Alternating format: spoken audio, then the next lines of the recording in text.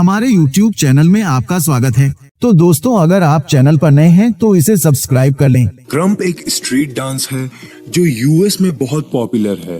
अगर हम क्रम्प में मूवमेंट की बात करें तो इसमें डांसर का स्वभाव फ्री, एक्सप्रेसिव, एग्जैगरेटेड होता है और स्टेप्स बहुत एनर्जेटिक होते हैं। क्रम्प की शुरुआत करने वाले युवाओं ने डांस को गैंगस्टर लाइफ से बचने के लिए एक रास्ते के रूप में देखा था। वे बस एक अहिंसक तरीके से क्रोध, आक्रामकता और निराशा से सकारात्मक रूप से मुक्त होना चाहते थे।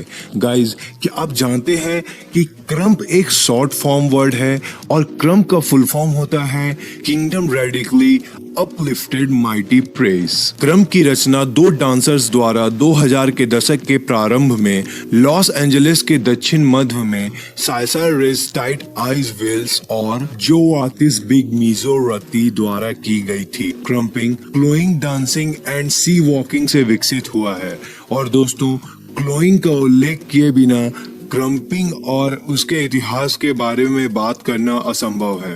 तो आइए सबसे पहले हम ये जानते हैं कि क्लोइंग डांस क्या होता है। क्लोइंग की शुरुआत 1992 में हुई थी। पहले क्लोइंग डांसर का नाम थॉमस जॉनसन था, जिन्हें लोग टॉमी द क्लोन के नाम से भी जानते थे। वे उस वक्त क्लोइंग बच्चों की बर्थडे पार्टीज में एंटरटेनमेंट के लिए किया करते थे। वह एक हिप हॉप डांसिंग जोकर थे जो फेस में पेंट लगाकर डांस किया करते थे। टॉमी एक यहूदी बस्ती में रहने वाले व्यक्ति थे। जिन गरीब लोगों को शहर से अलग कर दिया जाता है उसे यहूदी कहते हैं। उन्होंने अपने समुदाय में एक आदर्श मॉडल होने और कई यंग डांसर्स के दिल में पिता के रूप में अपनी छवि बनाई। आज 50 से भी ज्यादा क्लोइंग ग्रुप्स हैं, जैसे house of clownings, cartoon clowns, world wide, no comparison, titanium और राइस ट्रैक। इन जोकरों को ऐसा लगता है कि वे ऐसी जगह पर कुछ पॉजिटिव कर रहे हैं जहां बहुत नेगेटिविटी है। क्रम्पिंग तब आया जब युवा क्लोन्स बूढ़े हो गए और टॉमी द क्लोन और उनके फिलॉसफी से लोग दूर जाने लगे। वे कुछ नया और ओरिजिनल चाहते थे, कुछ ऐसा जिसे वो खुद का कह सके। वे खुद को एक्सप्रेस करना चाहते थे और उन्होंने महसूस किया कि उन्हें कमर्शियल हिप हॉप से कुछ अलग करना चाहिए, क्योंकि उस वक्त मीडिया सिर्फ उसी पर ध्यान दे रही थी। क्रम्प के 4 प्राइमरी मूव्स हैं। पहला जैब्स, दूसरा आर्म स्विंग्स, तीसरा चेस्ट पॉप्स एंड चौथा स्टॉम्प। दोस्तों, क्या आपको पता है क्रम्प शायद ही कभी कोरियोग्राफ किया जाता है? जी हाँ, यह लगभग पूरी तरीके से फ्री स्टाइल होता है और यह स्टेज के बजाय बैटल्स और सीजन्स में ज्यादा किया जाता है।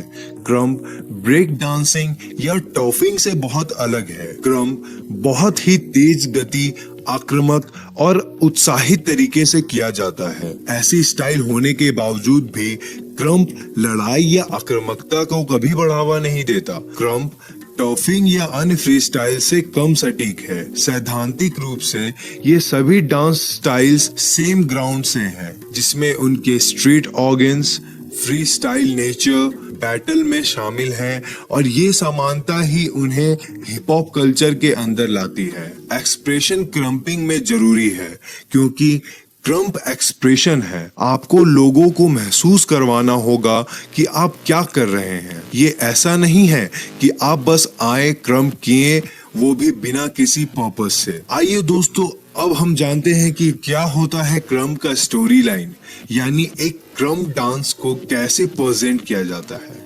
पहले नंबर पर आता है एटमॉस्फेयर। पहले चरण में क्रम्प इन्वायरमेंट के वाइब्स को फील करता है और इन्वायरमेंट को अपनी उपस्थिति महसूस कराता है। दूसरे नंबर पे आता है इंट्रो। स्टार्टिंग में क्रम्पर यूजुअली छोटे मूवमेंट्स करता है या कभी कभी क्रम्पर के कैरेक्टर को और कॉन्सेप्ट को इंट्रोड्यूस करता है।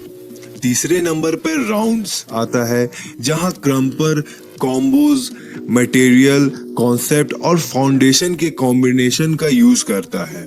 चौथे नंबर पर आता है बंगनेस, जहां क्रम्पर पहले ही अपने राउंड्स के साथ हाइप्ड अप यानी बहुप्रचारित हो चुका हो रहता है और हेवी और फास्ट या हेवी एंड फास्ट मूव्स करता है। पांचवें नंबर पर आता है क्रम्प। स्टोरी लाइन के इस पार्ट में क्रम्पर फाउंडेशन, कॉन्सेप्ट्स, मटेरियल की एक सीरीज करता है, जबकि स्थायी स्थिति में हाथ और पैर शरीर से ऊपरी भाग के सामने आगे बढ़ते हैं। छठे नंबर पर आता है लिवनेस। यहाँ क्रम्पर फाउंडेशन, कॉन्सेप्ट्स, मटेरियल की सीरीज कर रहा होता है, जबकि शरीर एक झुकाव की स्थिति में होता है और शरीर के बाहर हाथ और पैर आगे बढ़ रहे होते हैं और यह ऊपर का साइड वॉर्ड हो सकता है। सातवें और आखिरी नंबर पर आता है गेट ऑफ, जहां क्रम्पर अपनी भावनाओं के साथ उतर जाता है और bang outs, jabs, redundancy and alike जैसे रिपीटेटिव मूवमेंट्स दिखाकर बाहर निकल जाता है। मुझे आशा है कि आपको ये छोटी सी जानकारी पसंद आई होगी। हम आपके लिए बहुत मेहनत कर रहे हैं ताकि आप वास्तविक ज्ञान प्राप्त कर सकें। अगर आपको हमारी जानकारी अच्छी लगी हो तो हमें सपोर्ट करें।